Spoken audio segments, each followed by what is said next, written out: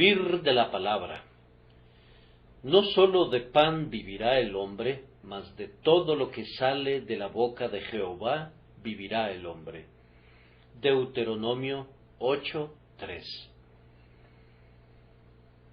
Lo más importante para cada uno de nosotros es la vida. ¿Qué aprovechará al hombre si ganare todo el mundo y perdiere su vida? ¿De qué servirían las riquezas si no tuviera vida? ¿Cuál es el valor de sobreabundantes acres para un hombre muerto, o el aplauso de las naciones para uno que descansa en su sepulcro? Por tanto, lo primero que un hombre tiene que cuidar es la vida. Hay algunas personas que toman esta verdad en un sentido erróneo y entonces la tergiversan. Afirman, tenemos que vivir, aunque en el sentido que lo dicen, no existe tal necesidad en absoluto. Que tengamos que continuar viviendo aquí no está claro para nada. Sería mucho mejor para nosotros morir que vivir gracias a pecar.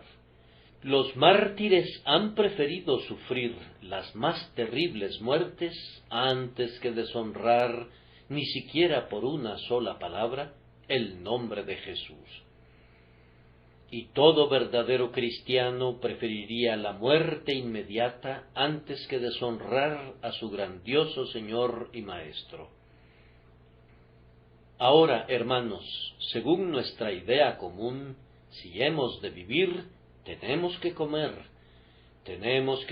pan, que es el báculo de la vida, y algunas veces, cuando el pan escasea y el hambre provoca agudos tormentos, los hombres han sido conducidos a echar mano de la iniquidad para proveerse del alimento necesario.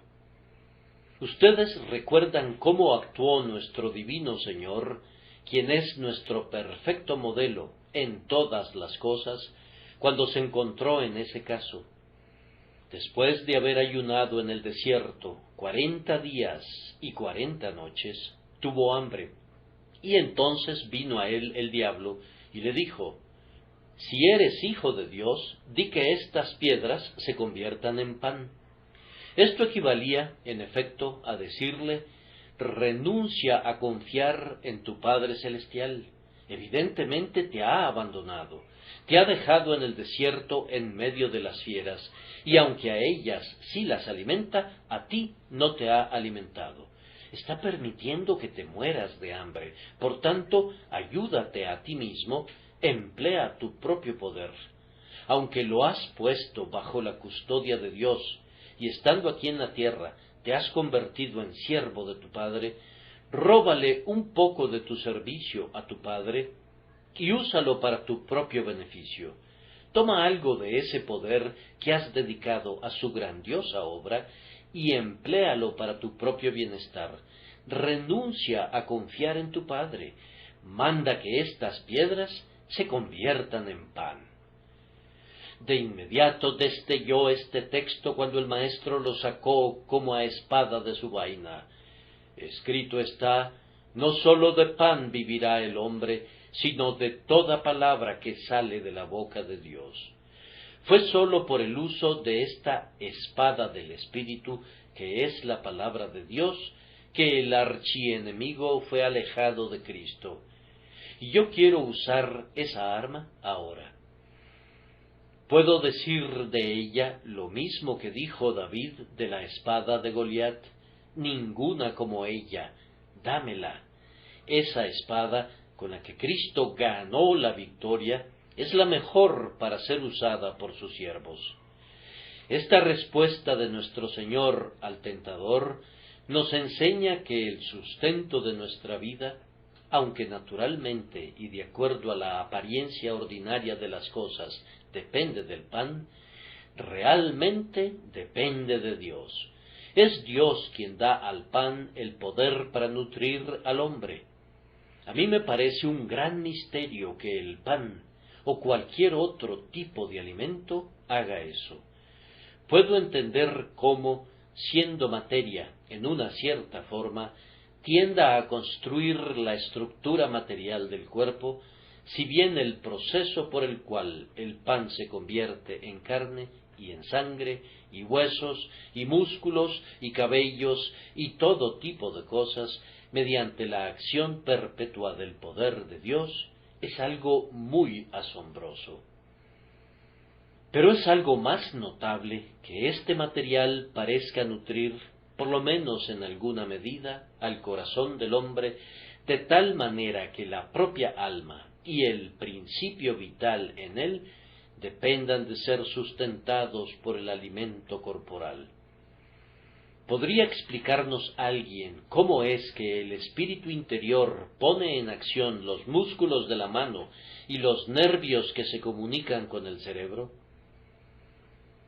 ¿Cómo es que el espíritu impalpable, una cosa que no puedes ver ni oír, que no es en sí misma material, posee poderes mediante los cuales controla la materia de este cuerpo exterior? ¿Y cómo es que la sustancia material del pan obra de alguna manera para mantener a nuestro espíritu en conexión con esta carne y esta sangre? Yo no puedo explicar este misterio, pero creo que es un continuo milagro obrado por Dios.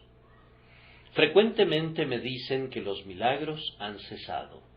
Me parece que los milagros son la regla de la operación de Dios y que por todas partes se podrían percibir cosas dignas de admiración y de asombro si viéramos más allá de la apariencia externa. Penetremos por un momento debajo de la mera superficie y veremos un mundo de prodigios, no puedo decir menos. De acuerdo con nuestro texto, somos llamados a observar que el poder que nos mantiene vivos no está en el pan mismo, sino en Dios, quien decide hacer uso del pan como su agente para nutrir a nuestro cuerpo. Yo no deduzco de esta verdad que por lo mismo no he de comer nunca, sino que he de vivir por la fe, porque Dios puede hacer que viva sin necesidad de pan. Algunas personas me parecen muy insensatas cuando deducen que, ya que Dios puede sanarme, nunca debo tomar una medicina adecuada o apropiada para una enfermedad, porque debo confiar en Dios.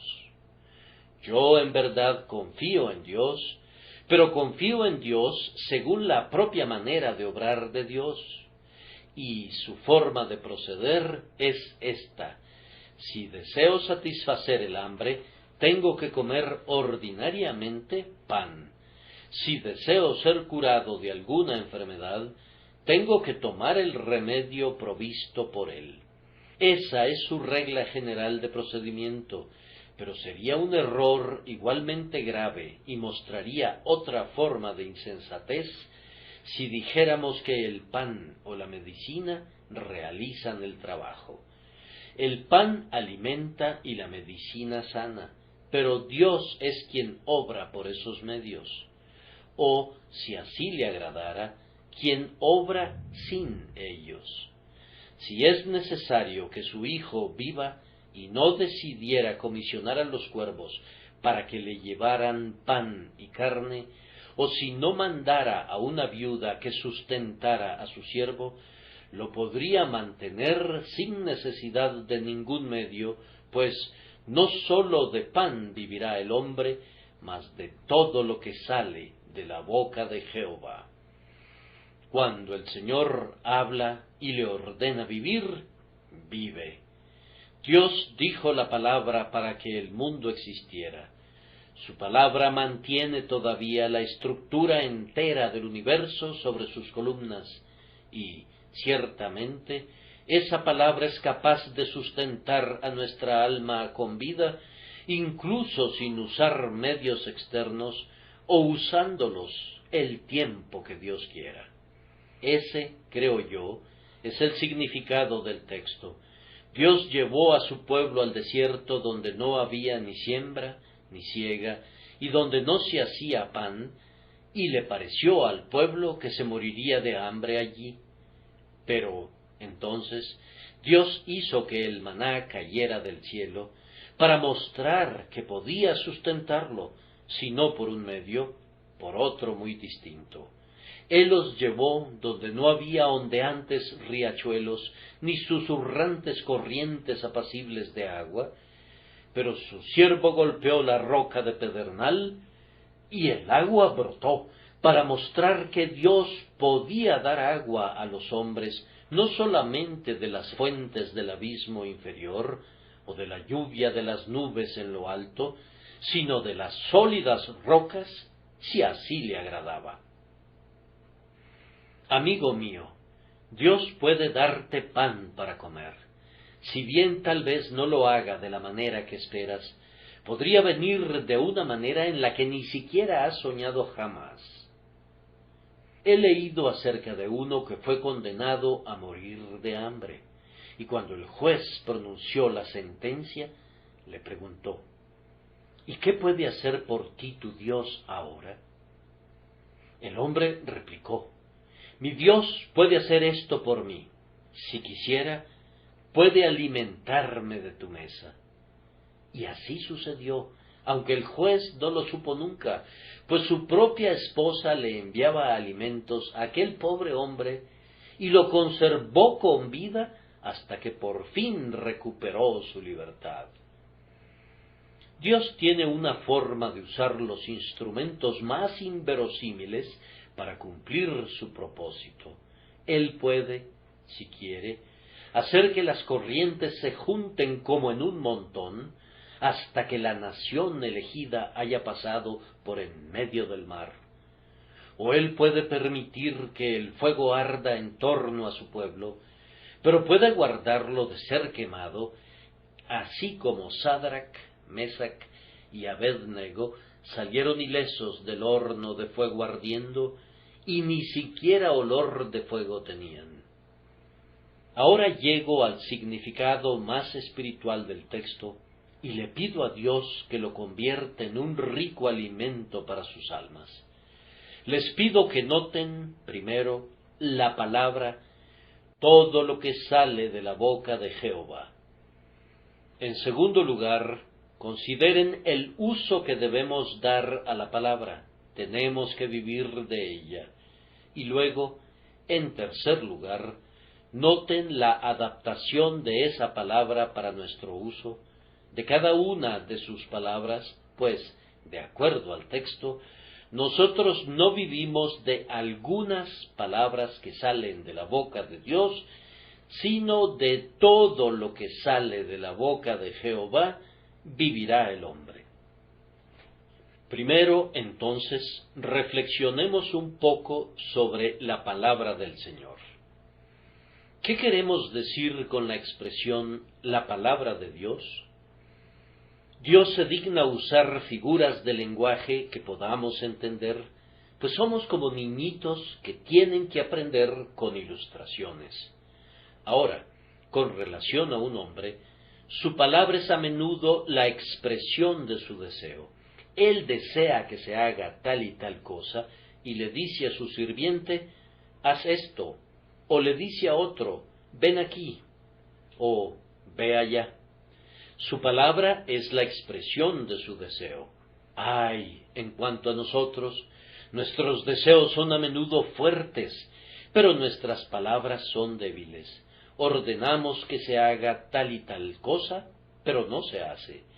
Tenemos, tal vez, 1000 deseos en nuestros corazones que, si fuéramos a expresarlos, sería para hacernos ver ridículos. Podemos desear hacer esto y aquello, pero si dijéramos que se hagan estas cosas, no serían hechas a pesar de todo lo que dijéramos, pues, con frecuencia, donde está involucrada la palabra de un hombre, hay debilidad. Sólo donde está la palabra de Dios hay poder. Hablando a la manera de los hombres, cuando Dios quiere algo, dice sea, y es inmediatamente. El poder de Dios acompaña a su voluntad. Él dijo, sea la luz, y fue la luz. Dios dijo, júntense las aguas que están debajo de los cielos en un lugar, y descúbrase lo seco. Y fue así.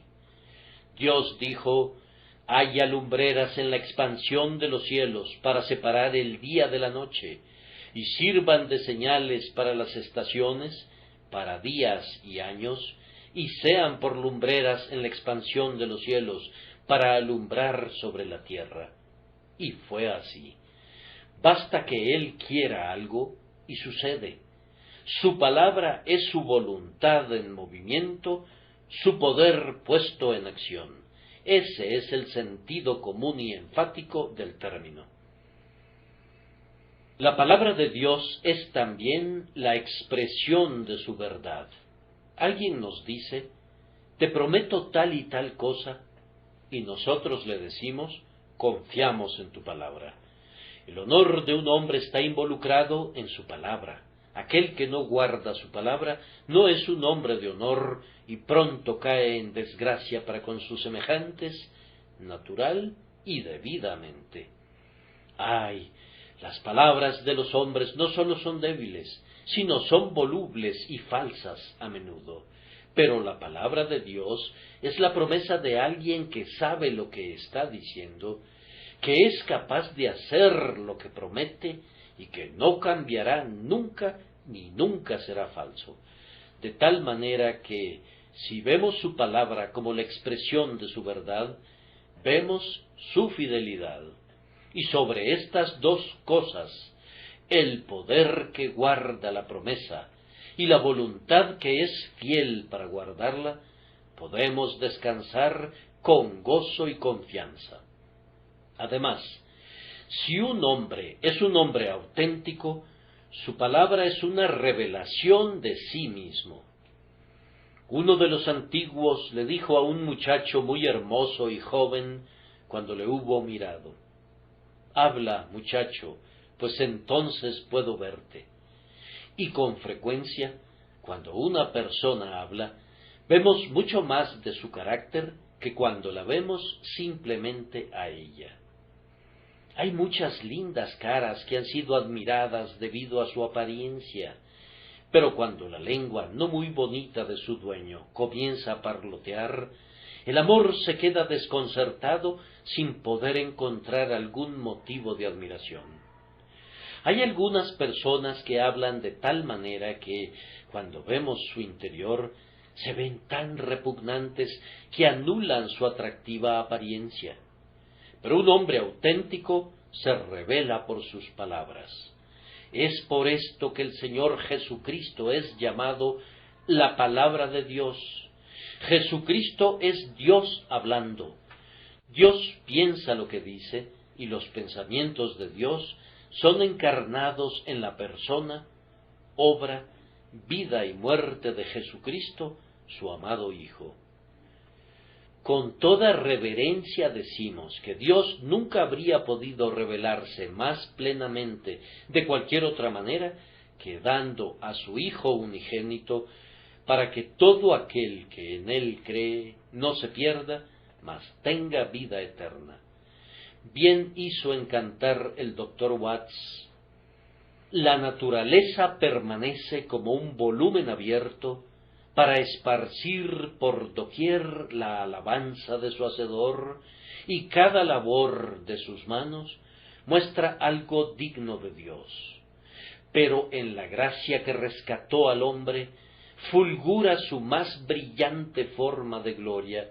Aquí en la cruz está más bellamente delineada en sangre preciosa y líneas de carmín. Aquí contemplo lo más íntimo de su corazón, donde se unen extrañamente gracia y venganza, perforando a su Hijo con el dolor más agudo, para ser míos los placeres comprados. Queridos amigos, entonces vean ustedes que la expresión la palabra de Dios tiene un alcance muy amplio. Pero mi texto me induce a recordarles algo muy dulce. No sólo de pan vivirá el hombre, mas de todo lo que sale de la boca de Jehová vivirá el hombre. Es hermoso pensar que la Escritura procede de la boca de Dios. No miren ese rollo de papiro sobre el cual está escrita, y sobre el cual los críticos debaten y altercan. Ellos tropiezan casi con cada letra y con cada palabra, y así se pierden de su significado y de su espíritu. Pero en cuanto a ustedes, oren al Espíritu Santo pidiendo que la diga en su corazón, como si procediera inmediatamente de la boca de Dios. Cuando Cowper contemplaba el retrato de su madre, después de que, para su gran tristeza, había partido de la tierra hacía mucho tiempo, exclamaba: «¡Oh, que esos labios pronunciaran palabras!». Bien, has de considerar que esta palabra de Dios sale constantemente de nuevo de sus labios. El Espíritu Santo pone en la palabra un poder que la hace entrar directamente en tu corazón con el propio tono y majestad del Dios de gracia, el Padre de tu espíritu. Este maná cae siempre fresco del cielo. Los israelitas nunca tuvieron pan rancio en el desierto. Ellos recogían el pan de nobles fresco cada mañana, justo cuando descendía de los cielos. De la misma manera, consideren que cada pasaje de la palabra de Dios viene fresco a ustedes de parte de Dios. Consideren que su Padre Celestial lo está diciendo directamente a su corazón. Estaba leyendo en uno de los libros de Mark Guy Pearce un día un bello pensamiento que no había captado nunca antes. Él pone en boca de un hombre muy sencillo, pero piadoso, que está hablando acerca de su Padre Celestial, palabras más o menos en este sentido: «Estoy muy seguro de que mi Padre me cuidará. Él no descansó nunca durante los 6 días de la creación, mientras no hubo preparado un lugar para que su Hijo viniese y viviese allí. Mientras no hubo puesto el trazo final sobre ese lugar y no tuvo la casa lista para Adán, no descansaría del todo. Y ahora mi Padre Celestial no descansará mientras no haya preparado el cielo para mí, y no me haya preparado a mí para el cielo, y Él seguramente me dará todo lo que necesito en el camino». Cuando leí eso, me llegó tan fresco como si hubiera visto escrito el 2º capítulo del libro de Génesis. No me pareció como un registro viejo y rancio, sino como un mensaje fresco y vivo procedente de la boca de Dios en ese lugar y en ese instante. Y hay muchos amados hijos de Dios que, cuando son enseñados por el Espíritu, han hecho nuevas lecturas de los antiguos textos y, por decirlo así, cuelgan las viejas pinturas al óleo bajo una mejor luz, al punto que nos hemos preguntado al contemplarlos: ¿serán los mismos cuadros? Parecen contener una fresca belleza y una fuerza inusitada. Esto debe ser su alimento, queridos hijos de Dios, su propia palabra tal como la tienen aquí, pero tienen que alimentarse de ella como si saliera continuamente de su propia boca. El texto dice además: «De todo lo que sale de la boca de Jehová vivirá el hombre». Queridos amigos, en lo concerniente a la doctrina de la inspiración, no estén turbados en absoluto preguntándose cómo fue inspirada la Biblia, si fue por este proceso o por aquel. A mí no me preocupa mucho cómo fue. Yo sé que es inspirada y eso me basta, y creo que es inspirada verbalmente.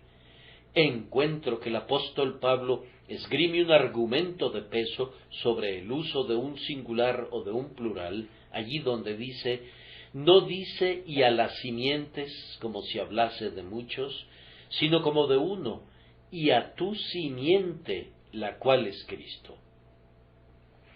Encuentro que el apóstol Pedro reflexiona sobre una palabra dicha por una mujer y hace que nos enseñe Una importante lección, como Sara obedecía a Abraham, llamándole Señor, y así sucesivamente.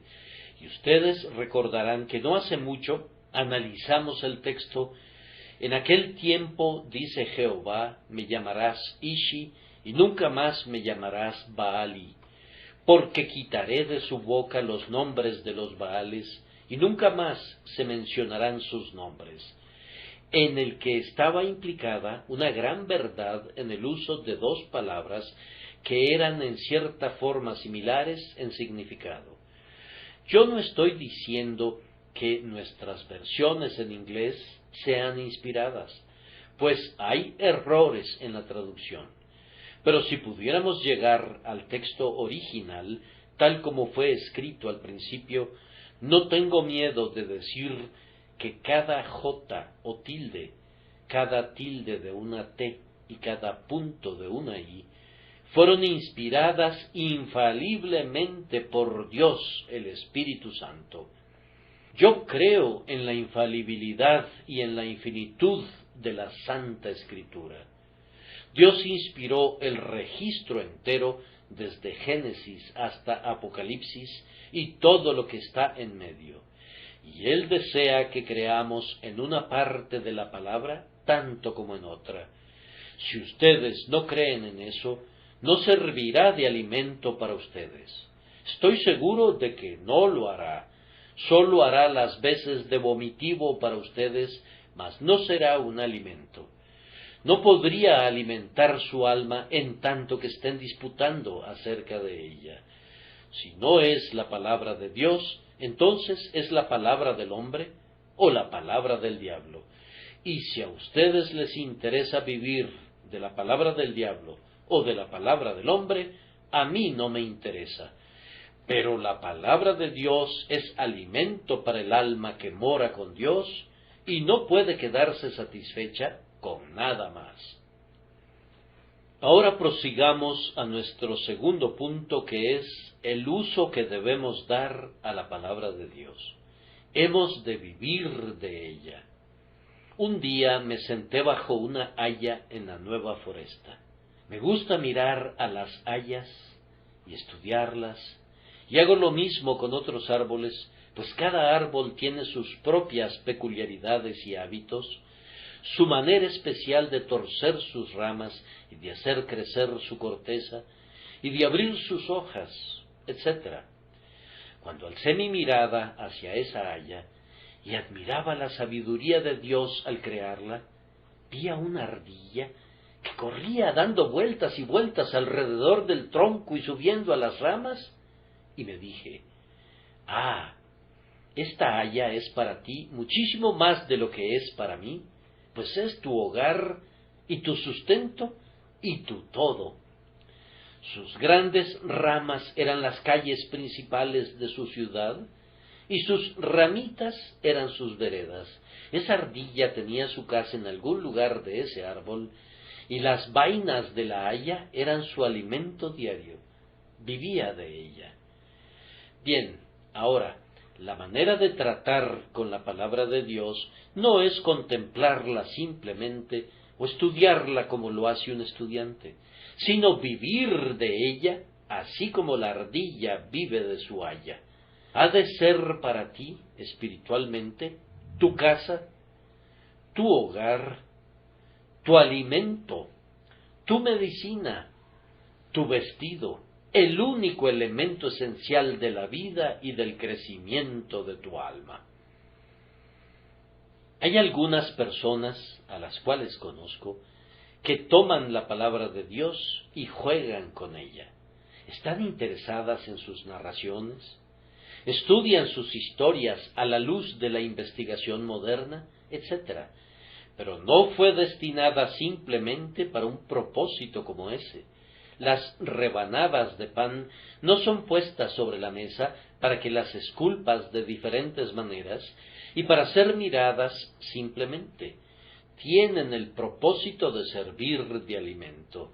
Ese es el uso apropiado del pan y ese es el uso apropiado de la palabra de Dios. Algunos hacen cosas peores que esta. no es tanto que jueguen con la Biblia, sino que se pelean por ella, contienden fieramente por una doctrina y condenan a todo el mundo que no acepte su interpretación particular de ella.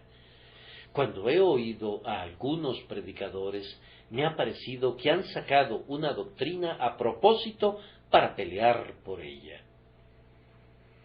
Yo tengo un perro que tiene una alfombra en la que duerme, y cuando vaya a casa esta noche, la sacará y la sacudirá delante de mí, no porque le interese particularmente su alfombra, sino porque sabe que yo le diré, dámela, y entonces él va a ladrarme y dirá en su lenguaje, no, no te la daré. Hay algunas personas que citan las doctrinas de la gracia justo de esa manera. Puedo verlas trotando mientras sostienen en la boca la doctrina de la elección solo para que algún hermano arminiano dispute con ellas al respecto y entonces puedan ladrarle. No actúen así, amados. El peor utensilio con el que pueden derribar a un hombre es la Biblia. Tiene por fin que vivamos de ella. No tiene por objeto ser un arma en nuestras controversias, sino nuestro diario alimento del que vivimos con regocijo. No creo que nuestras Biblias nos fueran dadas para que simplemente las empleemos como telescopios para auscultar los cielos, para tratar de descubrir qué sucederá dentro de 50 años. Estoy cansado de las profecías y especulaciones que, como regla general, terminan en nada. Conozco a algunos hermanos con quienes no se puede hablar de ningún pasaje sin que digan, «Oh, tú no has visto el último librito de R.B.S.». Esas no son las iniciales reales del buen hermano, en el que dice que este pasaje no se aplica a nosotros, sino que solamente está destinado para los judíos. O también, eso era solo para la iglesia en el desierto y no para nosotros en estos días. No usemos indebidamente la palabra de Dios, sino valorémosla como el pan del que hemos de vivir. No sólo de pan vivirá el hombre, mas de todo lo que sale de la boca de Jehová vivirá el hombre. Pero ¿cómo podemos vivir de palabras?, nos pregunta alguien. Has hablado bien, no podemos vivir de palabras si son palabras de hombre, pero no hay nada como la palabra de Dios para vivir de ella. A esa palabra le debemos nuestra vida. Él habló para que fuéramos creados, Él habló para que el alma entrara en nuestro cuerpo. Por esa palabra de Dios somos mantenidos vivos diariamente. Basta que Dios la revierta y diga, regresen ustedes, hijos de los hombres, y tendríamos que regresar de inmediato al polvo del cual salimos. Es por la palabra de Dios, ciertamente, que comenzamos a vivir espiritualmente. Por medio de la obra eficaz de su palabra, creímos en Cristo. La simiente viva e incorruptible fue sembrada en nuestro corazón, y por ella comenzamos a vivir. Y es por la misma palabra que nuestra alma es sustentada con vida. Hasta este momento, ustedes y yo no hemos recibido ningún nutrimento del Espíritu Santo, excepto por esa palabra de Dios, que es el alimento del Israel espiritual en el desierto de este mundo. Cristo dijo, mi carne es verdadera comida, y mi sangre es verdadera bebida, y es por Él, como palabra de Dios, que nuestra vida ha de crecer todavía más. No hay ningún desarrollo del cristiano que le venga de cualquier otra manera, excepto por la palabra de Dios, encarnada o inspirada. Aquel que habló, y fuimos creados, tiene que hablar para que tengamos un ser más fortalecido todavía. La fe es el don de Dios, pero también lo es la seguridad. La primerísima chispa de vida es el don de la gracia de Dios, pero también lo es la llama seráfica del celo. Todo eso proviene de la palabra de Dios, y cuando estemos a punto de entrar al cielo, el último toque que nos perfeccionará no será dado por ningún cincel, sino por la palabra de Dios. Nuestro Señor oró por sus discípulos: santifícalos en tu verdad, tu palabra es verdad, y esa palabra completará el proceso entero. Vean entonces, amados, de qué ha de vivir lo más íntimo de su espíritu, de la palabra de Dios. Hermanos y hermanas, podría preguntarles si están todos ustedes suficientemente conscientes de esta gran verdad. Ustedes nunca recibieron la vida espiritual debido a sus propios sentimientos. Vivieron cuando creyeron en la palabra de Dios, y nunca alcanzarán ningún incremento de vida espiritual, ni de gracia creciente, por sus propios sentimientos o por sus propias acciones. Tiene que ser todavía por su fe en las promesas y por alimentarse de la palabra. No hay ningún otro alimento para sus almas. Todo lo demás resultará ser al final algarrobas. Entonces, ¿tienes hambre? Ven y aliméntate de la palabra. ¿Te has rebelado? Ven y aliméntate de nuevo de la palabra. Dios sana a su pueblo alimentándolo. ¿Cómo es eso?, preguntas. Cuando la iglesia de la Odisea no era ni fría ni caliente, de tal forma que Cristo sentía que tenía que vomitarla de su boca, incluso entonces le dijo al ángel de esa iglesia: «He aquí, yo estoy a la puerta y llamo. Si alguno oye mi voz y abre la puerta, entraré a él y cenaré con él y él conmigo». Y yo me atrevo a decir que no hay cura para la tibieza como una buena cena con Cristo. Si Él entra y cena contigo y tú con Él, tu tibieza desaparecerá de inmediato. No comiences siendo salvado por la fe para luego proseguir a ser salvado por obras. No trates de mezclar esas dos cosas. Si eres de la casa de Sara, no inclines tu rodilla delante de Agar, ni regreses a la esclava. Si has vivido de la palabra simple y pura, dándole crédito por una fe viva dada por Dios, prosigue viviendo de la misma manera y crece por la palabra. Aliméntate de ella continuamente, siguiendo la indicación: fortaleceos en el Señor y el poder de su fuerza. Ahora llego a mi último punto sobre el que quiero insistir muy enfáticamente, y es la adaptación de la palabra de Dios para la alimentación de nuestras almas. De todo lo que sale de la boca de Jehová vivirá el hombre. De toda palabra.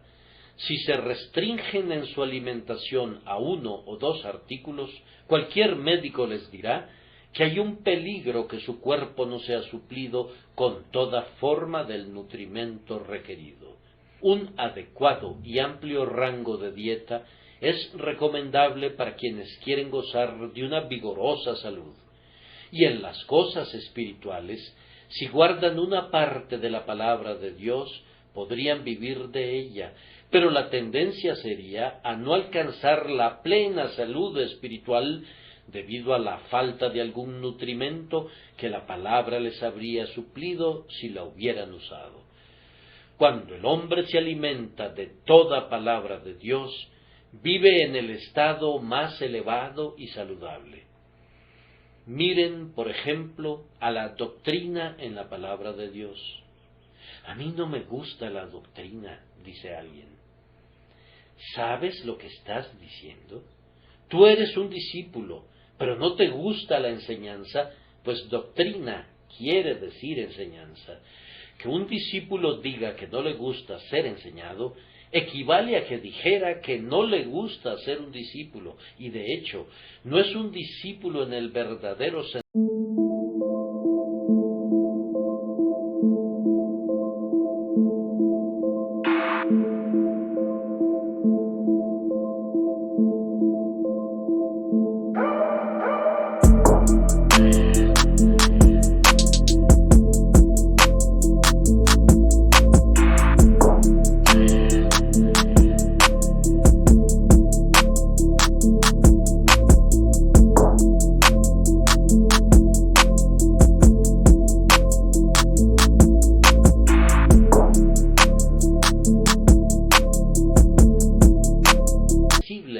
Preciosa. Pero, objetas tú, yo no veo que una tal verdad sea de algún uso práctico. Pudieras no verlo, amigo, pero es así. Si yo escribiera mi experiencia como pastor de esta iglesia, podría mostrarles que ha habido personas convertidas a Dios por medio de doctrinas que algunos habrían considerado como improbables para que produjeran ese resultado. Sé que la doctrina de la resurrección ha llevado a los pecadores a Cristo. He conocido a muchas personas que han sido traídas al Salvador por la doctrina de la elección. Precisamente se trataba del tipo de personas que, hasta donde puedo ver, no habrían venido si esa verdad no fuera una doctrina angular que golpeó su corazón en el lugar preciso y que se introdujo en las grietas de su naturaleza. Yo creo que todo lo que está en la palabra de Dios tiene que ser predicado, tiene que ser creído y tiene que ser estudiado por nosotros. Toda doctrina es útil para un fin u otro. Si no es alimento, es medicina. Y los niños necesitan algunas veces un tónico, así como necesitan la leche. Toda planta en el huerto de Dios responde a algún buen propósito. Por tanto, debemos cultivarlas todas y no debemos descuidar ninguna doctrina. Sin embargo, cuando me acerco a la palabra de Dios, encuentro que no todo es doctrina y descubro que hay mucho de precepto. Ahora, tal vez alguien diga, a mí no me interesan los preceptos. Solíamos tener un conjunto de personas llamadas cristianas, quienes, si predicabas acerca de algún deber del creyente, decían de inmediato, no podemos soportar la palabra deber, contiene una resonancia legal. Recuerdo haberle dicho a uno que me llamó un predicador legal. Eso está muy bien. Legal quiere decir conforme a derecho. Y tú quieres decir, yo supongo, que soy un predicador conforme a derecho y tú eres una persona contraria a la ley, puesto que objetas mi predicación. Pero solía ser así. Si predicabas doctrina sana y buena, si predicabas sobre los privilegios de los creyentes, eso los complacía mucho. Pero cuando comenzabas a hablar acerca de las partes prácticas de la palabra de Dios, entonces se ofendían de inmediato. No ha de sorprendernos, pues su conciencia les remordía por su descuido de esas porciones de las Escrituras. Pero, queridos amigos, vivimos de los preceptos así como de las doctrinas, y se han convertido para nosotros en nuestro alimento necesario. Ustedes saben qué dijo David acerca de los mandamientos del Señor. Deseables son más que el oro y más que mucho oro afinado, y dulces más que miel y que la que destila del panal. Tu siervo es además con ellos, en guardarlos hay grande galardón. Bendito sea Dios, porque hay también una extensa porción de este libro que se ocupa de las promesas. Queridos amigos, deben conocer bien las promesas. Con frecuencia he comprobado que me es útil ese librito en el que el doctor Samuel Clarke ha clasificado las promesas bajo diferentes categorías. Es muy útil, si tienen problemas, referirse a todas las promesas que son dadas a aquellos que se encuentran en circunstancias similares a las suyas. Por ejemplo, para los enfermos, o para los pobres, o para los que son blanco de calumnias. Al leer esas promesas, una tras otra, se dicen a ustedes mismos: esta es mi chequera, puedo tomar las promesas conforme las necesite, firmarlas por la fe, presentarlas en el grandioso banco de la gracia y salir enriquecido con la ayuda presente en el tiempo de necesidad. Esa es la manera de usar las promesas de Dios para que ministren a la vida de nuestro espíritu.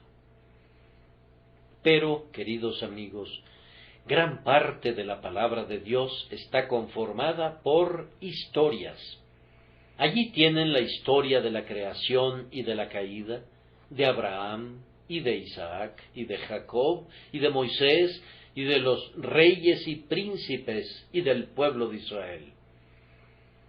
Tal vez se pregunten: ¿es alimento eso? Ciertamente, hay críticos en estos días que hablan despectivamente del Antiguo Testamento y hablan como si los evangelios constituyeran toda la palabra de Dios. Incluso consideran que las epístolas son de inferior calidad. Pero todo eso está mal. El hombre vive de toda la palabra de Dios y, a menudo, una historia, dándonos un ejemplo de fe o una prueba de la fidelidad de Dios para ayudar a su pueblo atribulado, se convierte en un alimento más adecuado de lo que podría ser la promesa sola. Los hombres dicen que hay más fuerza en lo concreto que en lo abstracto. Ciertamente, hay más poder en algo presentado en vivo del que hay en eso mismo expresado en palabras.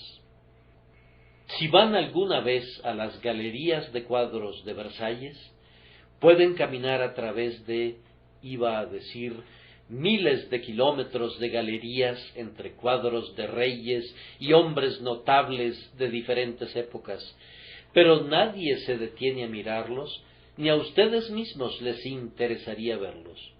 Son simples cuadros, pero abajo hay pinturas de los mismos hombres, solo que están pintados en orden de batalla o en varias posiciones que los muestran en acción.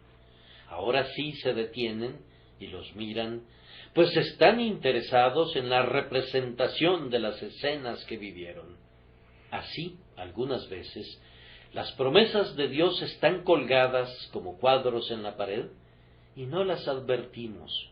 Pero cuando vemos a los hombres que confiaron en esas promesas y comprobaron la verdad de ellas, entonces hay una suerte de interés humano acerca de ellas que gana nuestra atención y habla a nuestros corazones.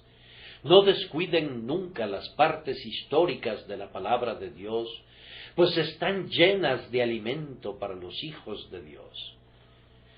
Sucede precisamente lo mismo en relación con las profecías.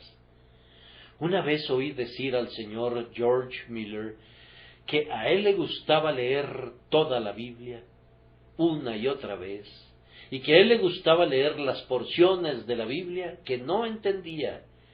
Esa parece más bien una declaración singular, ¿no es cierto?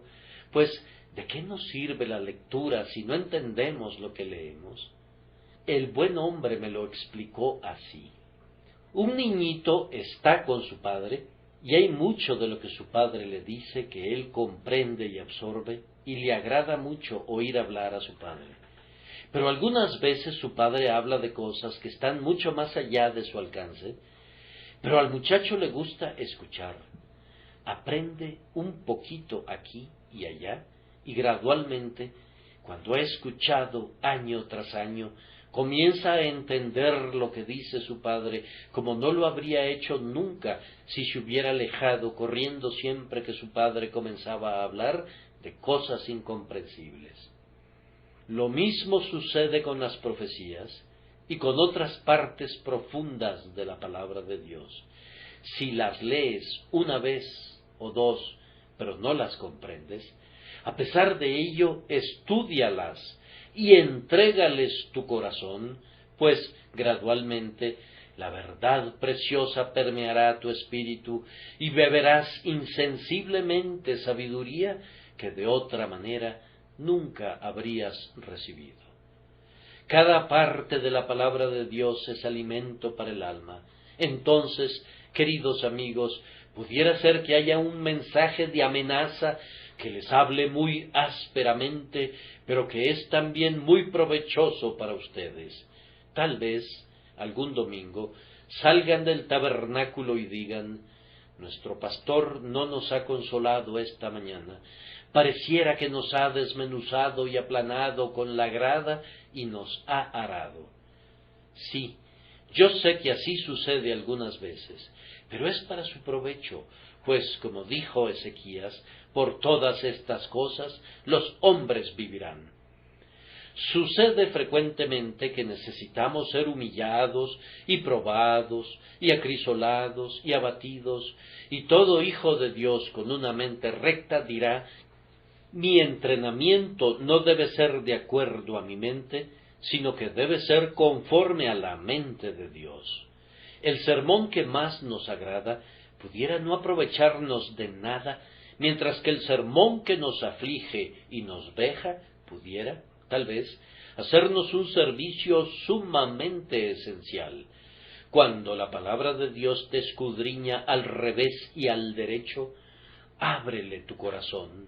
Deja que el viento sople a lo largo de todo tu ser, para que se lleve todo harapo y reliquia que deban ser erradicadas de ti. Hay algunas palabras de Dios que son muy breves, pero contienen un abundante alimento para el alma. Algunas veces me he quedado muy quieto al estar mirando algún texto, y me he sentido como Jonatán cuando encontró la miel. No podía comer del todo, solo podía hundir mi vara en ella y probarla. Y yo quería convocarlos a todos ustedes para ver si pudieran limpiar este bosque tan cargado de dulzura. En otros momentos, de camino a casa, cuando yo mismo no he obtenido mucho durante el sermón, el maestro me ha dado un festín en el camino, y me he reído una y otra vez del puro gozo del corazón sobre algún precioso pasaje del que una luz fresca ha brotado para animar mi espíritu y alegrarme en el Señor. Oh, guarden la palabra, hermanos míos, guárdenla como palabra de Dios y como salida de su boca. Chúpenla e introdúzcanla en su alma. No pueden comer demasiado de ella, aliméntense de ella de día y de noche, pues así Dios hará que vivan la vida que es verdadera vida. Si hay alguna pobre alma aquí que quiere encontrar la vida eterna, querido amigo mío, te pido que la busques en la palabra de Dios y sólo allí. Pensé en ir a casa y orar, dice alguien.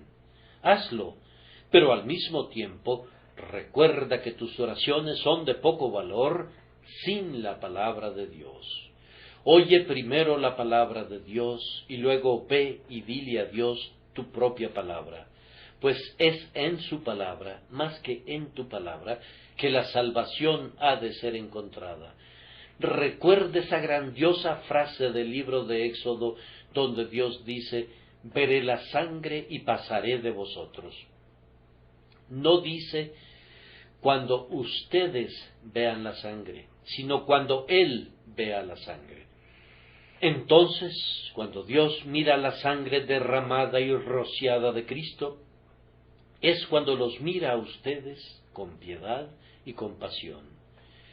Mira donde Dios mira, y entonces tus ojos se encontrarán con los suyos. Si miras a Cristo y Dios mira a Cristo, entonces se encontrarán las miradas de ambos y encontrarás gozo y paz en la fe. Dios el Padre admira a Cristo. Pobre alma, tú también admírale. Entonces habrá un punto en el que ambos estarán de acuerdo. Dios el Padre confía su honra y gloria a Cristo. Confía tú tu alma a Cristo, pues así estarán de acuerdo. Que Dios te conceda que puedas hacer eso en este instante. Recuerda solo este texto cuando prosigas tu camino. El que cree en el Hijo tiene vida eterna. Que Dios nos conceda que cada uno de ustedes tenga esa vida eterna por Cristo nuestro Señor. Amén.